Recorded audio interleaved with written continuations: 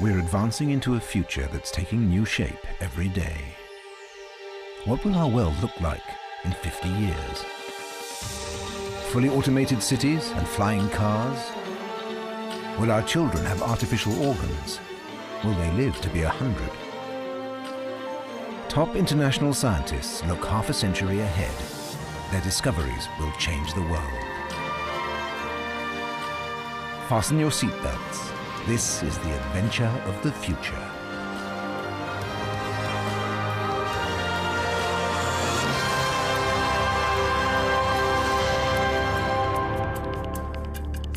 When you think about the city of the future, we always imagine flying cars and ultra-modern architecture. But the real revolution in 50 years could be invisible. Consider this. When your parents were born, the PC didn't even exist.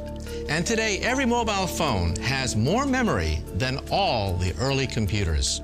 Now think 50 years out into the future, and you can begin to imagine the enormous possibilities for the city of the future. 50 years from now, a city of the future. It is afternoon. There are still schoolboys here, like 13-year-old Paul, but his route home is very different from that of today's kids. Hey, I'll race you to the hot dog stand. Go! Paul's holographic dolphin, the streets, the buildings, and everyone's clothes are constantly processing gigabytes of information. Hey, you cheated! You went through my side! The usual, please. Sure, Paul. The citizens of the city of the future are swimming in a 24-hour torrent of data. And that isn't the only big difference from today. What will a city in the West look like in the next 50 years?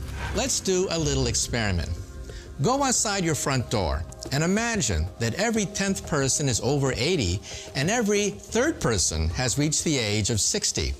Now, if you live outside the metropolitan areas, whole regions could be deserted. Now, why is this? Because outside of the United States, in the Western world, people are having fewer and fewer children. We're being hit by a double whammy, an aging population coupled with a declining birth rate. Quite simply, the birth rate is beginning to fall beneath the death rate. The aging society of the future may be a problem, but it could bring this advantage. It could ease the shortage of housing and jobs. Hi, Mom. Hi, honey. You're home early. How was school? Fine, thanks, Mom. Things still tense. Not for long. Hey, I'll see you tomorrow, honey. Bye, see you tomorrow. And don't spend all your time playing with that silly holofin. I won't, Mom. Taxi. This is Paul's grandpa, John. He's a computer freak and a first-generation hacker, and he's one of the few people in 2057 who still know what a keyboard and mouse look like. Azimo packing, not unpacking, you idiot. Sorry. I said put it in.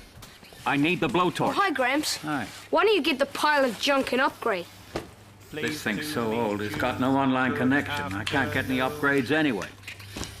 It's probably time to trash it. Here you go. Oh. Grandpa, why do you always eat hot dogs? Oh, what's wrong with hot dog? Oh, no. Please, Grandpa, not again. Sorry, this time I'm going for good. What did you argue about this time? I'm a bad influence, and I'm irresponsible. She happened to catch me putting the finishing touches to your new friend. You know what she says about that? How far have you got with it? It's finished. It's on your desk. To the annoyance of his mother, Paul's favorite game is playing with his virtual friends, who are barely distinguishable from reality. Wow! Hello, Paul. You can talk! Yes, Well, come on, show me a few moves! with pleasure. These 3D images are more than just playmates. We will interact with them in hundreds of different ways through medicine, advertisements, video games. Now, today's TV and computer monitors will seem as ancient to our grandchildren as the horse and buggy. In the future, these 3D images will no longer be confined to a traditional PC screen. Instead, they will leap out. They will jump, they will play, they will fly and float. We will interact with them 24 hours a day. But how close are we to that now? For 40 years, scientists all over the world have been trying to solve one tricky problem. How can you project freestanding 3D images in mid-air? We still don't have the final answer, but a team in California has made some remarkable progress.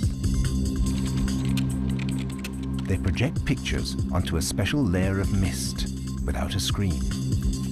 Hey Ismo, can you see me? It's different from a normal display because on a fog screen you can see both the front and the back of the projected picture. Okay, that's fine. Well, you look a little like a ghost. I can see it through you. Whenever people actually see the fog screen, they reach in. When they see faces, they get closer, they change the viewing angle. They just behave more lifelike. The fog screen is linked to 4 infrared cameras, so it can even react to a viewer's movements. Each camera constantly measures the distance from this cap to the infrared transmitter, so the computer can follow every movement of whoever's wearing the cap. Okay, we can go ahead and start now. For the first test, the researchers have borrowed Paul's shark. It should follow Tobias Höllerer's movements. And so it does. The shark and the scientists seem to be invisibly linked. Tobias can steer the fish in the fog with neither mouse nor keyboard. But in daylight, this system doesn't work at all. So scientists are working on other ways to bring virtual worlds into the living room. And this may be the most remarkable technology yet created. It's developed by the Fraunhofer Heinrich Hertz Institute, a display that simulates 3D images. Special software creates 2 slightly different views of each image. 2 different views are always needed for stereoscopic vision. If you can direct one to the left eye and one to the right eye, the brain will construct a 3D picture.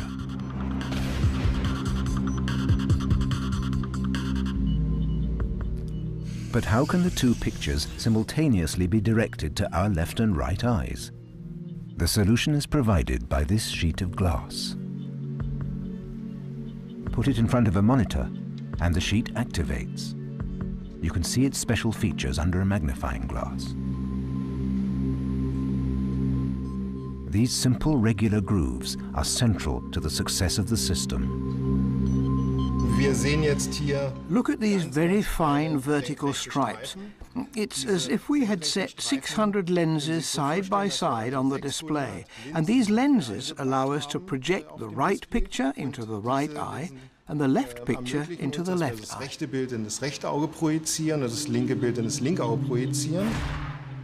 The final stage is the alignment of the 2 cameras. They're observing Klaus Schenker's movements. The images are checked by software that's constantly analyzing the position of Schenker's eyes. The glass sheet in front of the monitor is mechanically moved to follow Klaus Schenker's eye movement.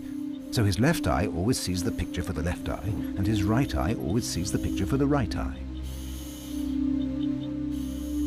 Next, an infrared sensor is installed that transmits every hand movement to the computer. Now everything's ready. A click in the air, and a 3D picture is floating in front of Schenker's eyes. Our camera can't see it, so here it's simulated, but Schenker really can see it. They've already built displays that can be watched by up to 8 viewers at once. So 3D TV is theoretically possible for the whole family. But it'll be decades before we can expect to see anything like Paul's shark swimming through our front room. The picture I can see now is not yet anywhere near as realistic as the one in Paul's room. For that, you would need a display that's actually invisible and could be viewed from every part of a room. We have yet to come up with the ideas that will let us achieve that. Hey! Wait a minute.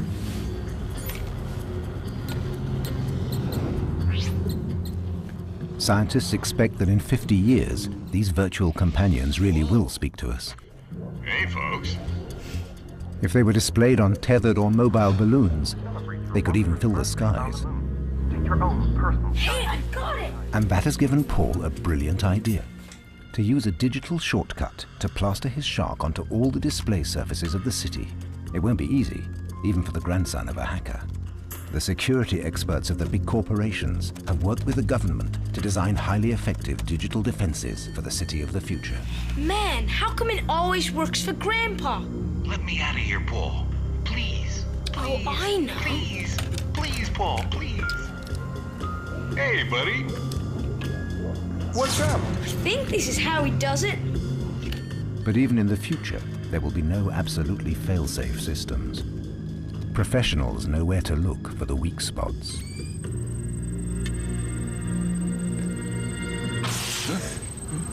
Cool. I'm in. Whoa! At the same moment, Paul's mother is on her way to work on an underground highway. She's on night shift at police headquarters. She uses the driving time to check out the latest shoes at her favorite virtual boutique. Yes? Georgina, where are you? On my way. What's up? We got a problem. A bunch of data control systems have been sending error messages. We're working on it, but when are you gonna be here? Computer says 6 minutes on subterranean auto drive. Good. See you then. Okay. Nobody's steering. 100 kilometers an hour on automatic pilot. Wouldn't it be great if you jumped into your car, told it where to go, and the car drove itself without your ever touching the steering wheel? Wouldn't it be great if there were billions of chips stored in the road, each costing a penny, eliminating traffic jams and even car accidents? Now, as ambitious as all this seems, this technology is coming. So get ready for the driving experience of your life. Not everyone will like it. 2/3 of drivers enjoy speed, and they like their sense of freedom. That's all right if you're alone on a test track. But on a highway, instincts like that can get you into trouble.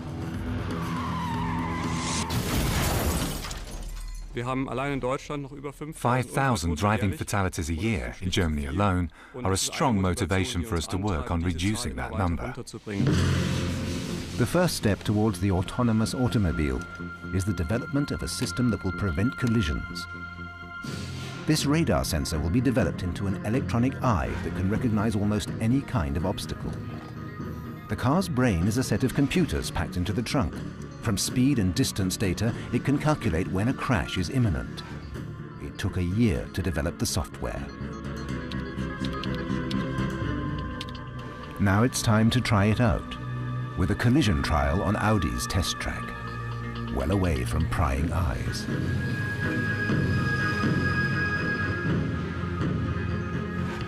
These foam blocks have a high metal content to make them visible to radar sensors. But only the car on the left is fitted with the sensors. The speed of the test is 30 kilometers an hour, and neither driver is allowed to brake. The sensors of the car on the left are constantly measuring the distance to all possible obstacles. And this is the moment of truth. The computer has calculated that it is now no longer possible to avoid the blocks, so it immediately gives the signal to brake hard. Steel clamps steel, and without a single movement from the driver, the car stops, just in front of the blocks. Test 2, 80 kilometers an hour. The sensor spots the obstacle, but it brakes too late. At this speed, the software can't decide if the driver hasn't seen the obstacle or simply intends to pull out to pass it. But that will soon change. Audi's experts are now doing some of the first in-depth research into the behavior of that little-known species, the driver. Infrared cameras record every move. They're looking for behavior patterns that will let the computer predict what the driver is going to do. The onboard computer will watch everything the driver does, just like an instructor, and will only intervene if something goes wrong. The computer can already tell, just from the frequency of his blinking and the direction of his glance, how well a driver is concentrating and what he's concentrating on. But there's a long way to go before a computer can take full control of both car and driver. Our ability to absorb information is simply astounding. We're able to recognize scenes we've never seen before, to immediately identify people in these scenes, or to identify dangerous objects in our way. Building all that into a computer would be a huge achievement. 10,000 kilometers further west, American scientists are attempting something even more radical. These are the first entirely driverless cars. Each car has 8 kilometers of cables and wires linking steering wheel, accelerator and brake with cameras and a GPS system. And the most important part is the software they've been developing over the past 6 months. Well, for me, since I wrote the software, the biggest fear for me is that something I wrote dies for a silly reason. That is my biggest nightmare. In a few minutes, this car will be off on a 200-kilometer race organized by the US Military Research Institute, DARPA. Spider, the car built by Cornell University, has done well in the qualifying rounds. But now, in the final, this car must safely negotiate mountain passes and tunnels. The big favorite is Stanford University's Stanley. Once the race starts, all 23 cars are on their own. Steering wheels steer, but there's no one there. Only the world's media. Identifying obstacles, calculating sizes and distances, working out avoidance strategies. Humans do all this in fractions of a second. Spider has to work it out step by step. Whenever Spider moves, a warning signal sounds, because no one yet completely trusts its independent maneuvers. It makes a rather hesitant approach to the obstacle, but it does find the right way. But within an hour, Spider is out of action, like most of the other cars. 18 of the 23 vehicles suffer system failures. You wouldn't want to see one of these too close to a pedestrian crossing. But at the toughest part of the course, something really remarkable is happening. The favorite has managed to get over the mountain pass and is on its way to the finishing line. 4 other cars follow behind. I really think that in the future we could easily have cars and trucks where the humans don't have to make any decisions, where that all of the human errors and everything like that that causes problems can be avoided. And I think we can get there in 50 years. On the intelligent streets of the future, the cars speed on while their passengers just take it easy. Meanwhile, Paul is amazed at his success. Wow, that's wild. It works. The shark is out there. He's on a digital journey into the city center of the future. Screen by screen, the city turns into Shark Town. Buildings out of a biological microcosmos spiral into the sky. Parks and forests float at dizzying heights. Nature has taken over the city's architecture. But the greatest revolution is the invisible one. Billions of computer chips link hospitals, police, fire and railroad stations as inextricably as if they were the cells of a single living organism. In 50 years, the brain of the whole city could be a single, highly efficient nerve center, like a contemporary traffic control center, but its capabilities would be infinitely greater.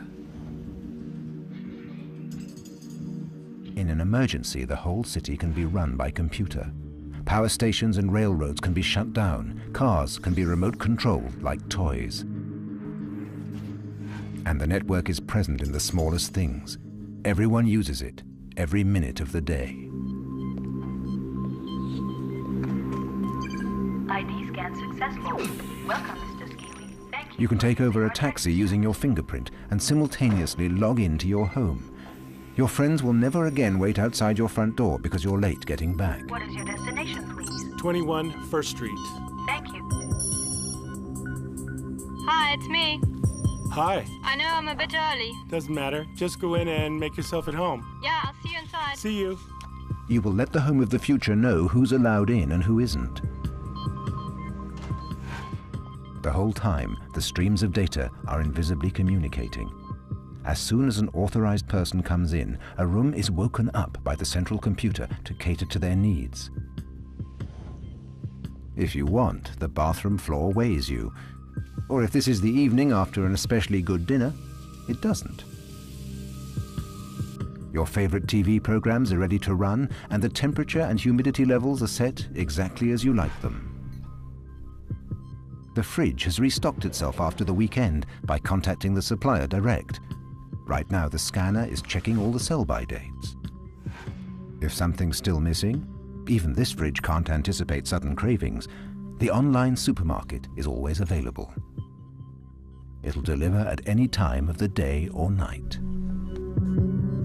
There's no question that the network city will have its advantages. Just think, grocery shopping from your couch. Your intelligent clothing will call an ambulance in case of an emergency. The GPS system will locate free parking slots. Sounds good to me. But you know, all of this comes with a warning. As we become more dependent on technology, just remember, even in the future, computers can crash, technology can fail. The Achilles heel of tomorrow's megacities are the all-important data networks. According to the FBI, US police forces will have cyber action teams in 50 years. They'll be there to fight assaults on the information arteries of the city. Georgina Gator. Paul's mother is in charge of one of these units. Their special responsibility is to protect communication and transport networks. The underground. Train stopped moving 20 minutes ago. 2 minutes ago, this happened. A traffic jam. Last time I saw something like that was 20 years ago. So, do you like him? Let's see what he can do. He's... Where is he? It's totally crazy, Gramps. Oh, no, you can't do that. I need to bring him... Clip that thing on there? No. I think I'll take this with me after all. Oh, no, Grandpa, please. Oh, Paulie. I'm not going away forever. I'll call you. Just as soon as I find somewhere to live, okay? Come on. No, I mean I need that laptop.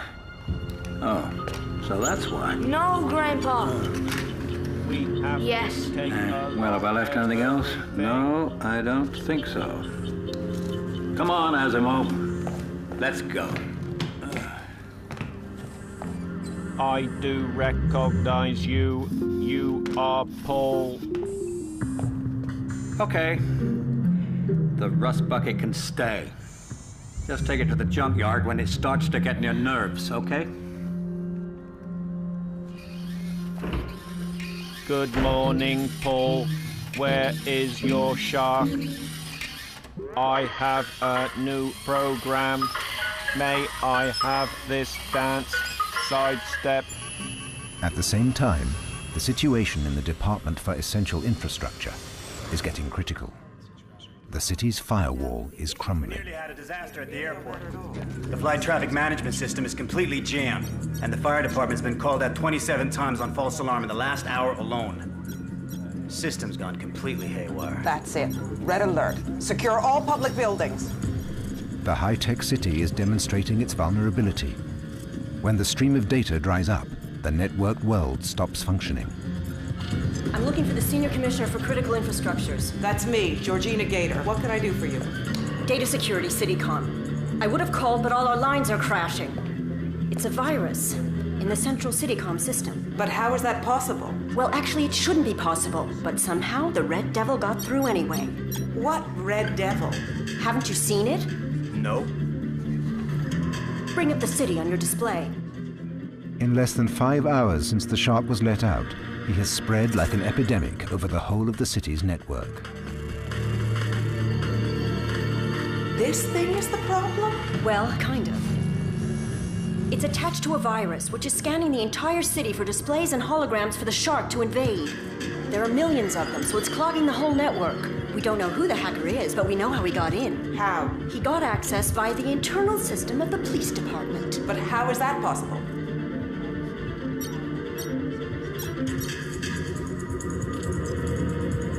In the name of Georgina Gator. Oh, run. Have to learn that. You can't even untie yourself. You're totally useless. You pathetic piece of junk. Automatus run. Check neck. Check shoulder joints. Check camera 1.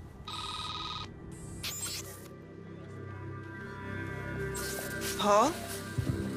Sweetie, put Gramps on the phone. What's wrong? Have you looked out the window today? Your grandfather hacked your shark into the sky. Exactly what he and I were fighting about this morning. And he did it using my internal server access.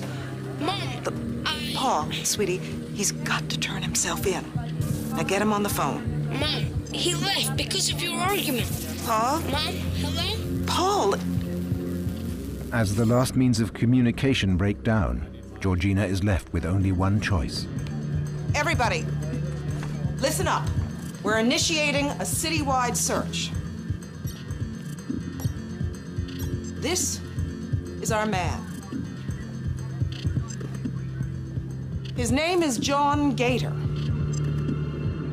My father. He's one of those old school hackers.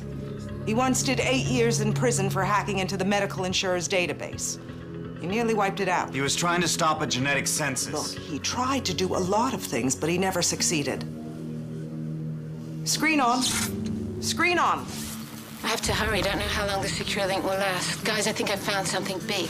This virus is running on 50-year-old code. It has attacked the ancient base layer of the city's operating system. We've got our best people working on it, but I don't know what's going to happen. I think we should prepare for the worst. Screen off. When people think about terrorism, they imagine dirty bombs and biological weapons. But for a crisis expert, there's a new type of threat that's just as catastrophic, and that's computer hacking.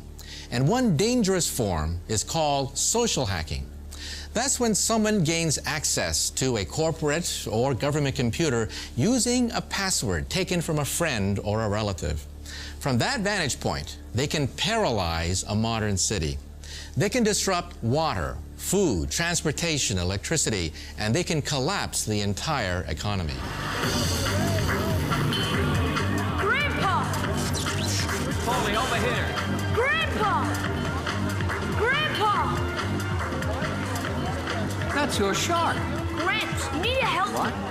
I used your old trick, and then I just attached it to the shark, so we could fly across With the my sky. old virus? Gramps, Mom thinks it was you. They're looking for you. Gramps, please help me. Paul, you didn't go online using your own computer, did you? Yes. You know, they'll find your data on the system just as soon as they reboot it. Can you fix it? You've crashed the entire network. To fix it, I'd have to access the Central City server. They've got more security than the Pentagon.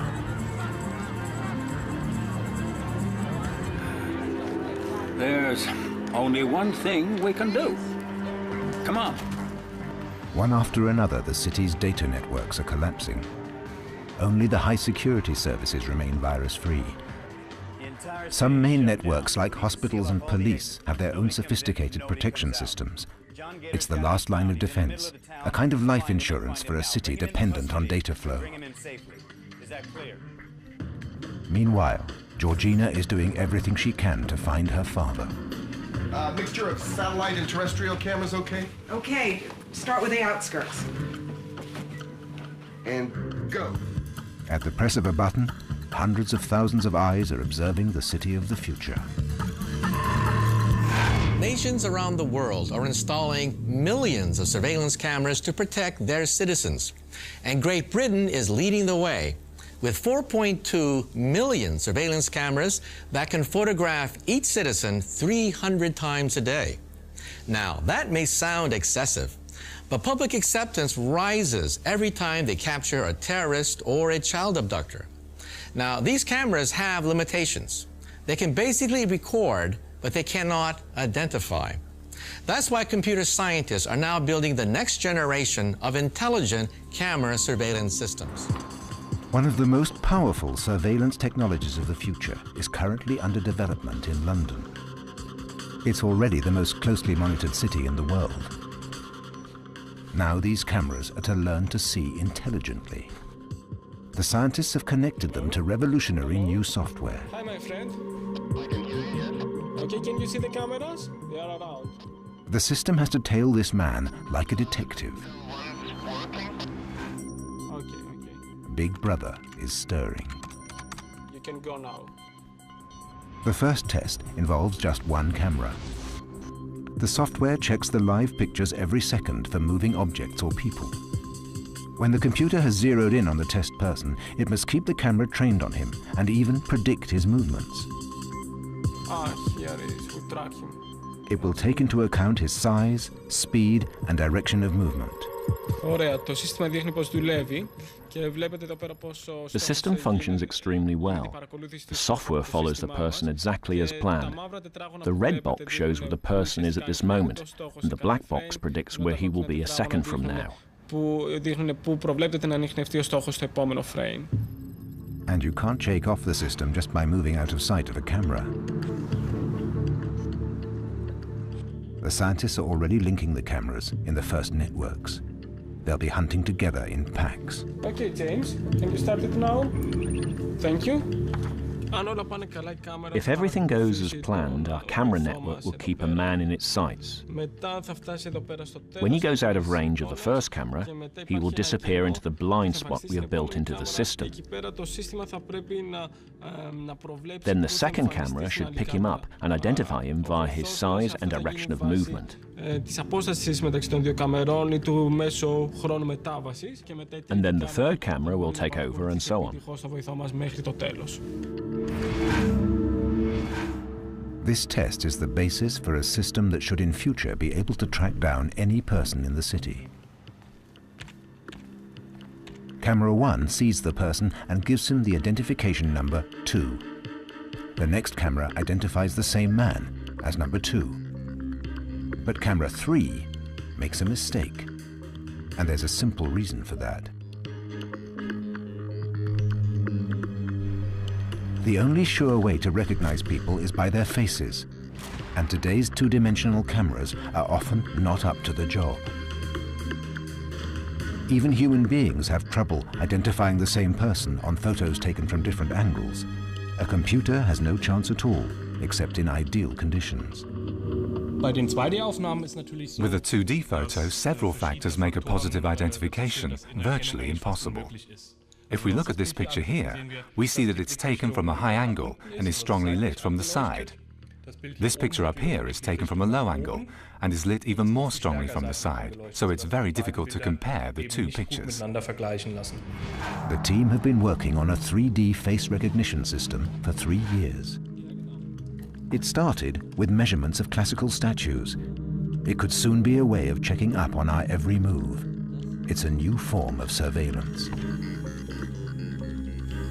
The cameras in this system project a striped grid on top of the recorded TV picture and send the combination to Henning Daum's computer.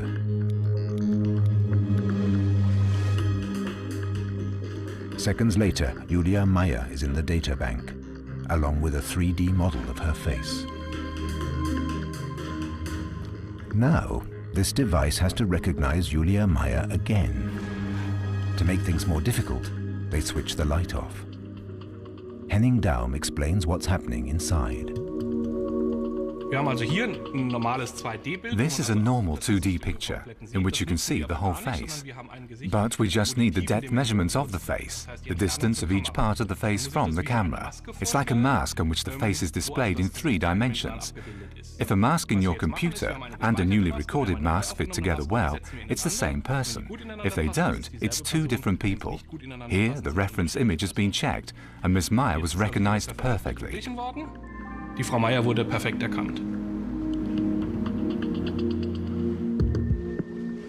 Under laboratory conditions, this system recognizes faces with almost 100% accuracy. Now, the researchers want to prepare the system to put it on the street and install it over entire cities.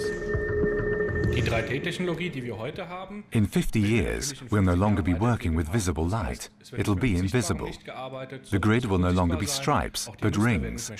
The whole thing will be integrated into the camera, so the camera itself will make the 3D images. And Georgina could use a network of cameras like this to search for her father.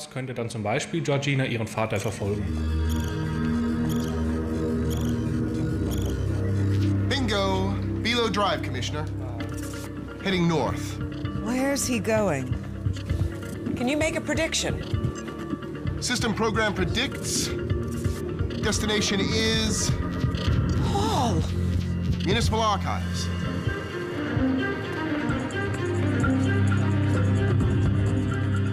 Where's she going? A few kilometers away, near the CityCom, John has been searching for hours for a way to hack into the city's central computer.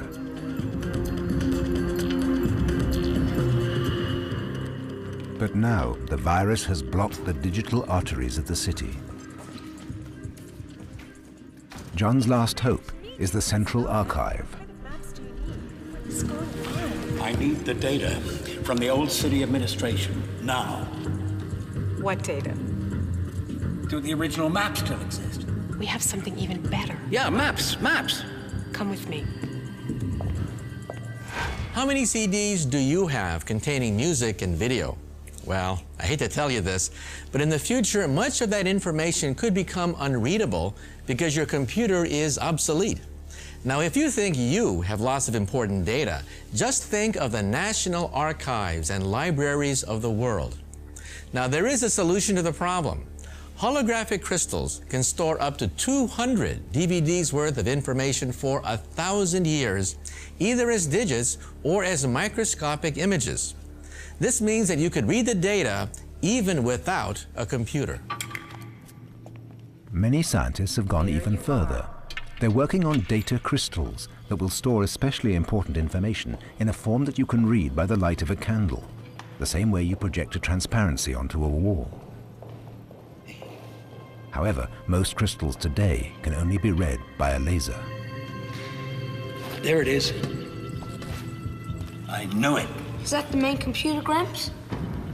Not quite, my boy, not quite. We'd never get in there, but this is the next best thing. Dad, do you have any idea what you've done? I'm gonna lose my job, and you're going back to jail. Yeah, but Mom, it was me. Gramps had nothing to do with it. Paul, you just stay out of it. No, Mom, it's true. But Gramps can fix it. We have to manipulate the main computer. Paul's identification data is still on it. I'm hoping to get access using a little detour. You mean to tell me that a 13-year-old boy did this? Yes. Well, he did use my technology. Okay, split up! Go! Go! Georgina, focus. We have to get out of here and fix this thing before it's too late. No, you fix it. Paul stays with me. No, Mom, we both have to go. I know the new computer's better. Okay, go. What do you want me to do? Keep him here. Stall him. How much time do you need? 20 minutes! Go! Go!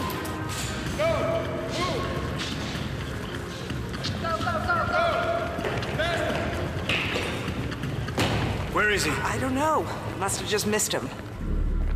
The entrance has to be around here somewhere. Here, that's it. It has to be. It's locked. Shoot.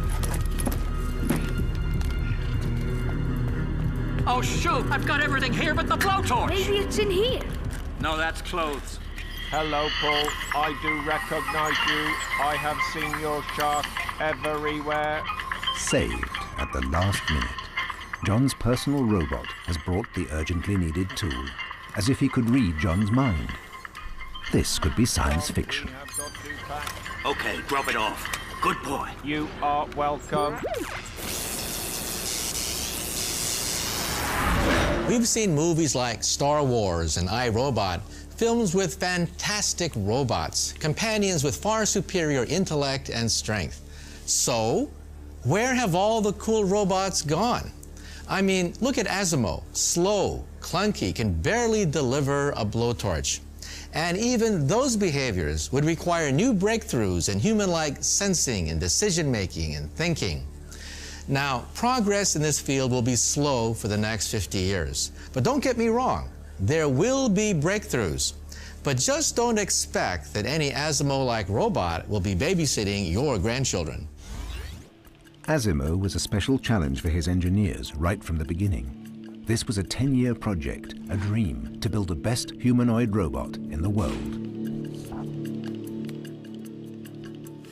The toughest nut to crack was simply walking upright. Today he makes it look easy, but for a long time it seemed like an insoluble problem. The story of this mechanized biped goes back 20 years. Back then, he took 30 seconds for a single step. Our sense of balance, calling for complete coordination of feet, knees, and hips, turned out to be extremely complex. But his creators didn't give up. By 1996, Asimov was on his feet.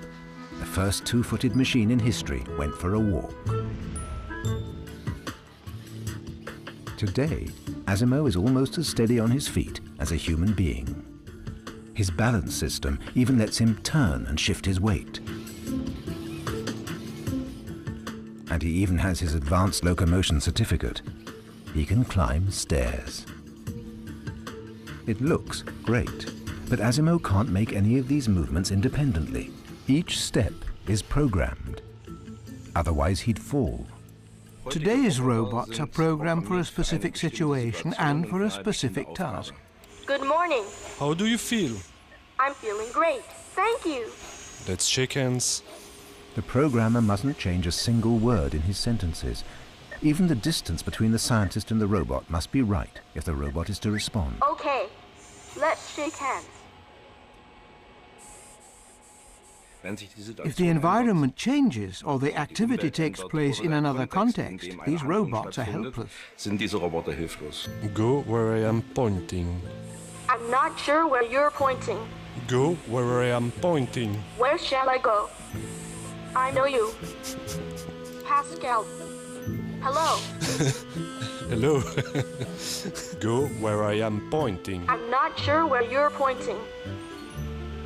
Okay, let's shake hands. Thus we need simple, flexible systems able to learn from experience.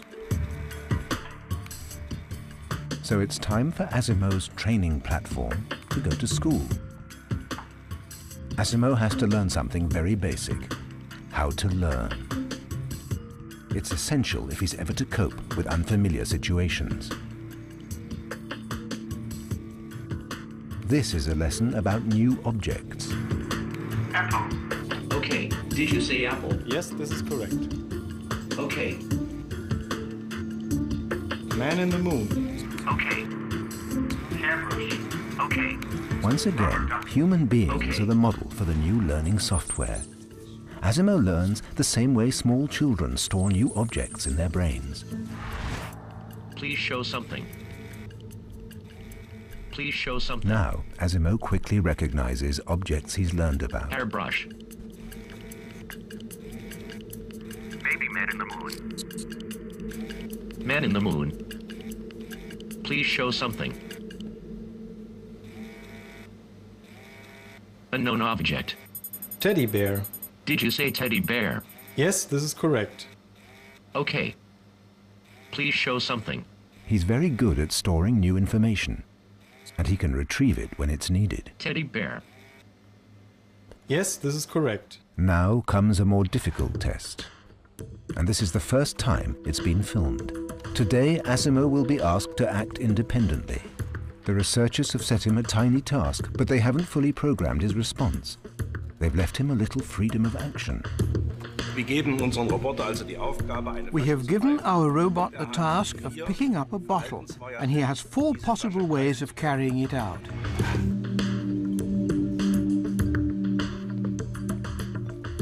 Asimov has been trained with this green bottle, like a dog with a stick. As soon as the robot spots the object of his desires, he approaches it movement by movement. Each millisecond, he makes new calculations about the best way to get to the bottle. If he can't reach it with the left hand, he tries the right. Our robot isn't programmed, and he isn't carrying out any pre-programmed movements. We set the goal, and he develops the movements all by himself to pursue this goal. During these simple movements, highly complex programs are running in Asimov's computer brain. He must see, calculate distances and positions, and know what he should concentrate on.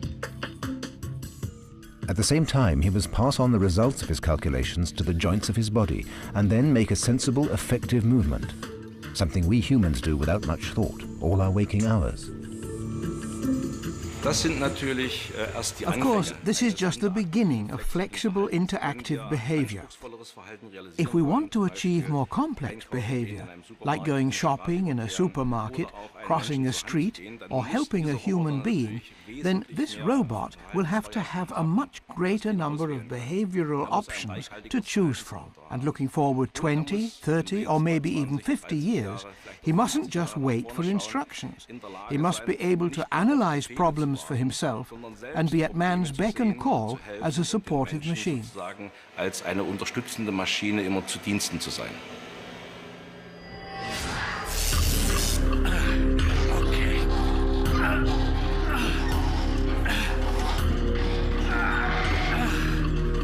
What did I tell you?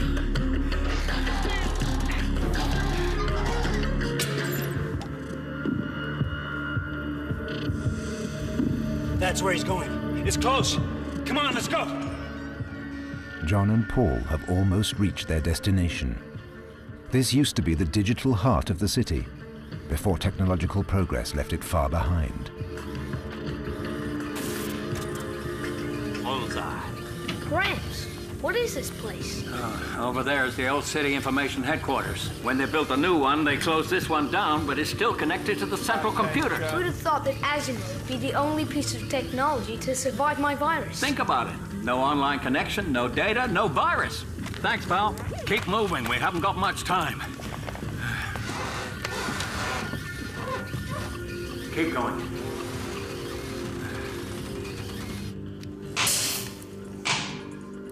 First of all, we have to let the central computer know that this place is back in control. What is that? Mouse. A what? Mouse. What's it for?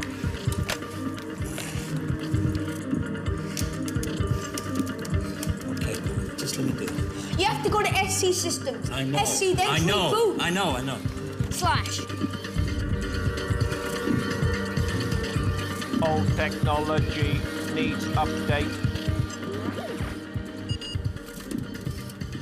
John works feverishly to extinguish the identification data his grandson left at the scene of the digital crime.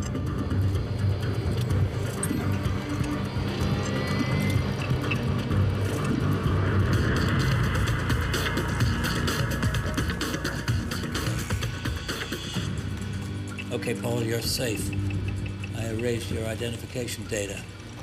Okay, now what? Oh, no. What happened? I think I just corrupted the entire electrical supply. Oh, why do you do that? Well, it wasn't deliberate. To run the antivirus program, I had to find a non-infected network, which was still clean. And then I hacked Not anymore. Not anymore. Okay, let me do it. Gramps, I know how to fix it. You have to go to the inner core program. Yeah, that's good.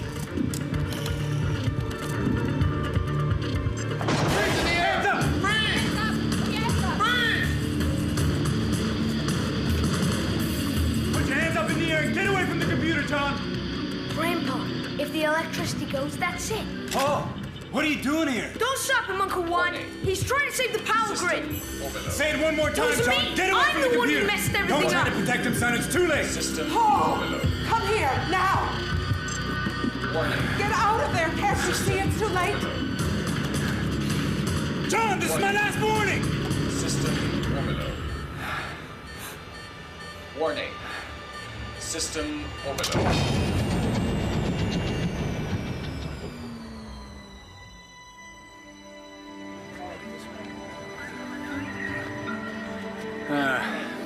Look, Dad, I know you tried. I don't get it, Georgie. It should have worked. Hey, look over there!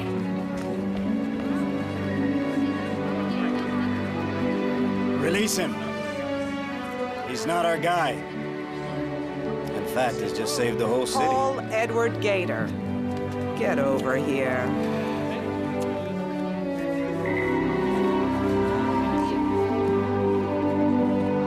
No more sharks. Stick to dolphins.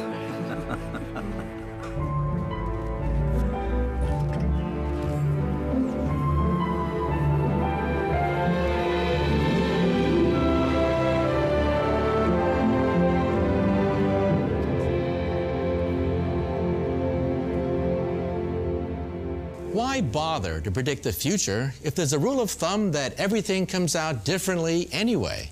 Well, I'll tell you why. Predictions of the past were way off because we didn't understand the laws of nature. Well, today we have the atomic theory of chemistry. We have the quantum theory of physics, and we have the DNA theory of biology. So our predictions can be more accurate. Now, of course, we're still going to make huge blunders, but in my opinion, it's better to walk in a forest with foggy glasses than to be totally blind.